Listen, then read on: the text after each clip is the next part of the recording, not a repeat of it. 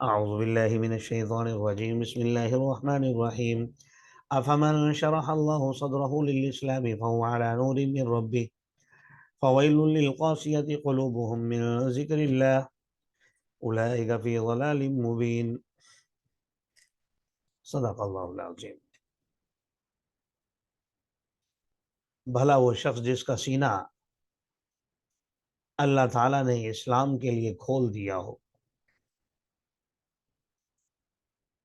جس کے نتیجے میں وہ شخص اپنے رب کی طرف سے نور ہدایت پر ہو۔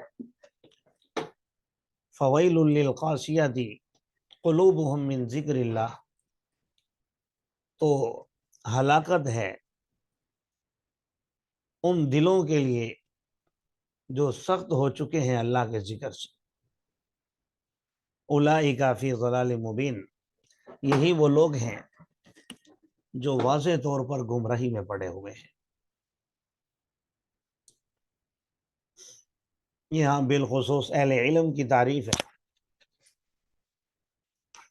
کیونکہ شرح صدر کے لیے، نور ہدایت کے لیے اور دل کی نرمی کے لیے علم کا ہونا ضروری ہے۔ جب آپ کے پاس علم نہیں تو پھر کچھ بھی نہیں۔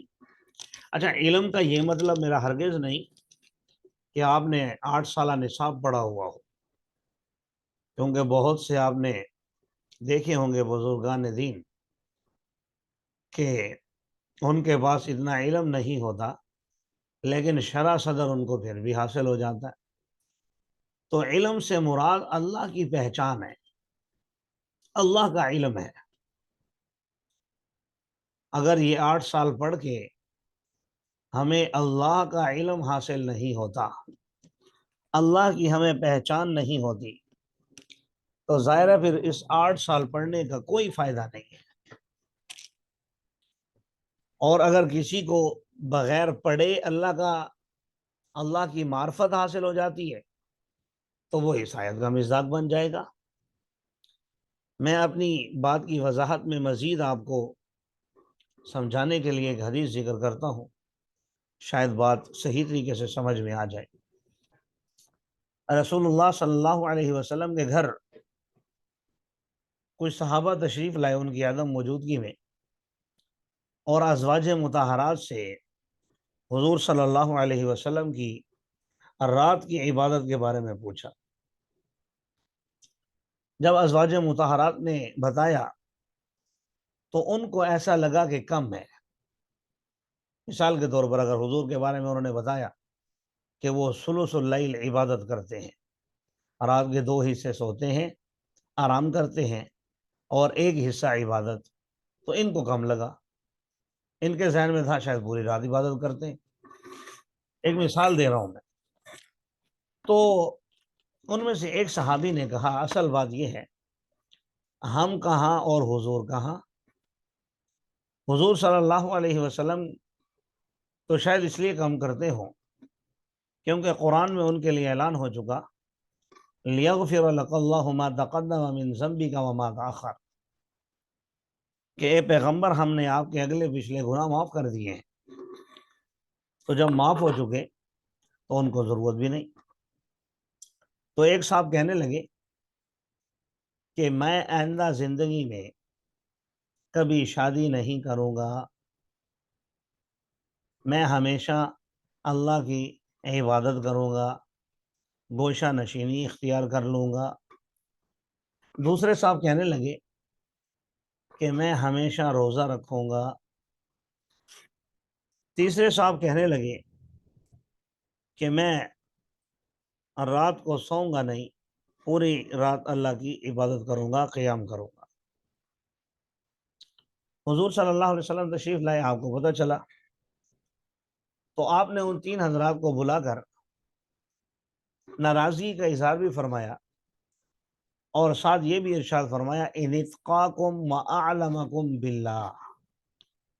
یہ جملہ میری بات کی وضاحت کے لیے ہے، ان اتقاکم واعلمکم باللہ، کہ میں تم سے سب سے زیادہ میں متقی ہوں، اور میں تم میں سب سے زیادہ اللہ کو جانتا ہوں، لہذا میری عبادت بھی تم سے زیادہ، میری ریاضت بھی تم سے زیادہ، اس کے باوجود میں شادیاں بھی کرتا ہوں، میں رات کو آرام بھی کرتا ہوں، میں بازار سے سودا سلف بھی خریدتا ہوں، اپنے سارے معاملات بھی دیکھتا ہوں۔ تو ان صحابہ کے ذہنوں میں جو غلط فہمی تھی اسے دور کر دیا، اور یہ بتایا کہ جس انسان کے اندر اللہ کا ڈر زیادہ ہوگا، اللہ کا علم زیادہ ہوگا، اس کی عبادت اتنی زیادہ ہوگی، اتنی اچھی ہوگی۔ تو تم اب ظاہر نبی سے تو نہیں بڑھ سکتے ہو۔ ان اتقاکم واعلمکم باللہ، بخاری شریف کے الفاظ ہیں یہ، کہ میں تم سے زیادہ اللہ سے ڈرتا بھی ہوں اور تم سے زیادہ اللہ کو جانتا بھی ہوں۔ اور یہ دو ہی چیزیں ہیں جو انسان کو عبادت پر ابھارتی ہیں، لہذا میری عبادت تم سے زیادہ ہے، میرا علم بھی زیادہ ہے، میرا تقوی بھی زیادہ ہے۔ تو تمہیں ایسی چیز اختیار نہیں کرنی چاہیے جو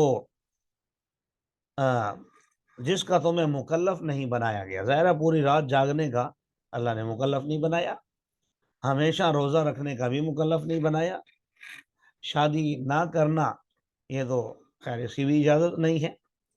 فرمایا من رغب عن سنتی فلیس منی، او کما قال، کہ نکاح من سنتی، نکاح میری سنت ہے، میرا طریقہ ہے، اور جو میرے طریقے سے اعراض کرے گا اس کا مجھ سے کوئی تعلق نہیں ہے۔ تو یہ مطلب ہے افمن شرح اللہ صدرہ للاسلام فہو علی نور من ربی، اور جس دل کے اندر خشیت الہی نہ ہو، ظاہر ہے خشیت الہی پیدا ہوگی من ذکر اللہ، اللہ کے ذکر سے، اللہ کا ذکر ہے ہی نہیں۔ اسی طرح جس دل کے اندر اللہ کی پہچان نہ ہو، معرفت نہ ہو، تو ان دلوں کو کہا گیا فویل للقاسیۃ قلوبہم من ذکر اللہ، ایسے دلوں کا ناس ہو جائے کیونکہ یہ لوگ گمراہی میں پڑے ہوئے ہیں۔ اللہ نزل احسن الحدیث، اللہ ہی وہ ذات ہے جس نے بہترین کلام کو نازل کیا، کتابا متشابہا، ایسی کتاب نازل کی جس کی آیات ایک دوسرے سے ملتی جلتی ہیں، اور مثانی، بار بار دہرائی جانے والی ہیں۔ آپ دیکھ لیں تقوی کا ایک جگہ ذکر نہیں ہے، 1800 جگہ ہے، نماز کا ایک جگہ ذکر نہیں، 1000 جگہ ہے، روزے کا ایک جگہ ذکر نہیں، 500 جگہ ہے۔ یہ فگر جو میں بتا رہا ہوں زیادتی کے لیے، کوئی پکے نہیں ہے یہ، یعنی ایک ایک چیز کا بار بار ذکر کیا ہے، ایک ہی واقعے کو مختلف اینگل سے بار بار بیان کیا ہے، تو ذہن میں آ جاتا ہے کسی کے یہ بار بار کیوں آ رہا ہے۔ تو بھائی بار بار آنا یہ آپ کے لیے ہے، کیونکہ آپ جب پڑھیں، جب بھی کوئی ایک سبق پڑھیں، ایک صفحہ پڑھیں، ایک آیت پڑھیں، تو اس کو آپ کو جو مطلوبہ بات ہے وہ اس میں حاصل ہو جائے۔ اگر نماز کا ذکر ایک مرتبہ ہوتا پہلے پارے میں، روزے کا ذکر ہوتا دوسرے پارے میں، اب جو آدمی دوسرا پارہ آج پڑھ رہا ہے تو پتہ نہیں وہ دوبارہ کب پڑھے گا۔ اگر کوئی آدمی پہلا پارہ آج پڑھ رہا ہے اور نماز کا ذکر اس کے سامنے آیا تو پتہ نہیں دوبارہ کب پڑھے گا اس کو۔ 30 پارے ہیں، ابھی آپ دیکھ لیجئے رمضان کے رمضان لوگ قرآن کھولتے ہیں، پورا سال قرآن کا پتہ ہی نہیں۔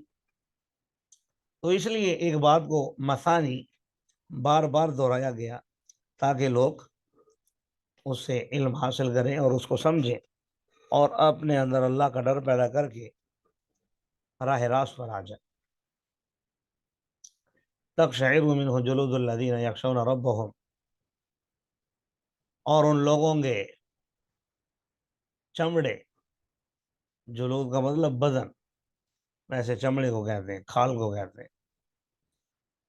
فرمایا کہ ان لوگوں کے بدن کانپ اٹھتے ہیں اس سے، اس قرآن کو سن کر، جو اپنے رب سے ڈرتے ہیں، پھر ان کے بدن نرم پڑ جاتے ہیں اور ان کے دل اللہ کے ذکر کی طرف مائل ہو جاتے ہیں۔ یہ اللہ کی ہدایت ہے، اللہ جسے چاہتا ہے ہدایت دیتا ہے، اور جسے اللہ گمراہ کر دے اس کے لیے کوئی ہادی نہیں ہے، اس کو کوئی ہدایت دینے والا نہیں ہے۔ افمن یتقی بوجہہ سوء العذاب، بھلا وہ شخص جس کے چہرے کو قیامت کے دن عذاب کی سختی سے بچا لیا گیا۔ افمن یتقی بوجہہ،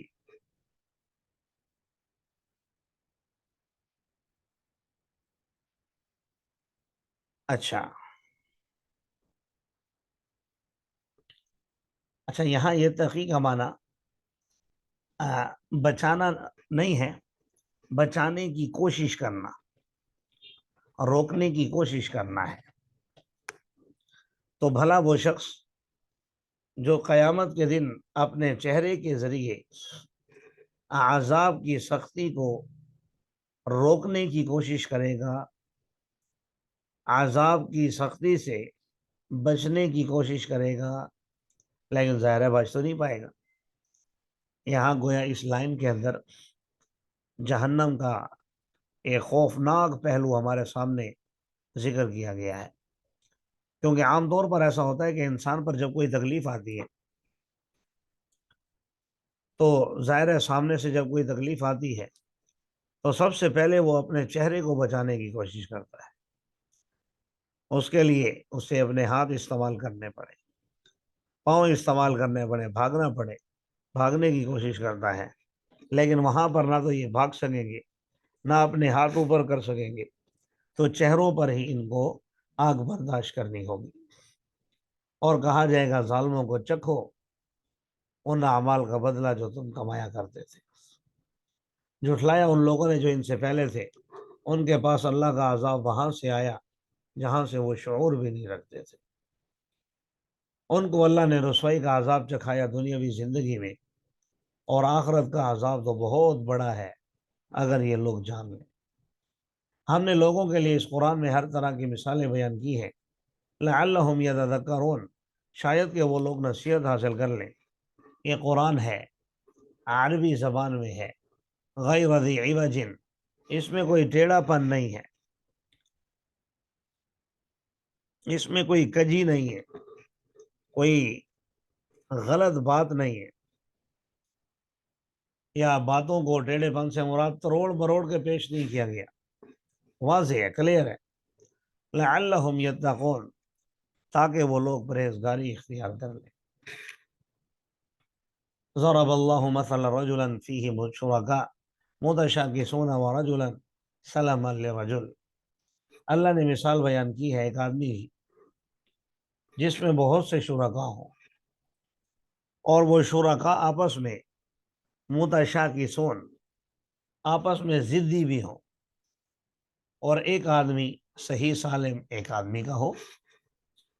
فرمایا حل یستویان مثلا، کیا یہ دونوں برابر ہو سکتے ہیں؟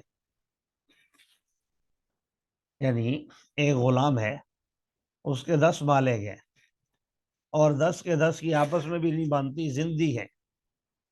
ایک کہتا ہے میرے کپڑے استری کرو، دوسرا کہتا ہے میرے کپڑے دھو لو، تیسرا کہتا ہے میرے کپڑے جو ہے لے کر آؤ، چوتھا کہتا ہے کہ میرے لیے کپڑے خرید کر لے آؤ، پانچواں کہتا ہے کہ میرے کپڑے درزی کو دے آؤ، چھٹا کہتا ہے میرے لیے فلاں چیز کا انتظام کرو۔ تو اب ظاہر ہے یہ جو غلام ہے پاگل ہی رہے گا یہ بیچارہ، کبھی ایک کے پاس بھاگے گا، اس کا کام نہیں ہوا دوسرے کے، اور ایک غلام ایسا ہے جو صرف ایک ہی آدمی کا ہے، جو آقا کہتا ہے وہ کر دیتا ہے، بس کوئی ٹینشن نہیں۔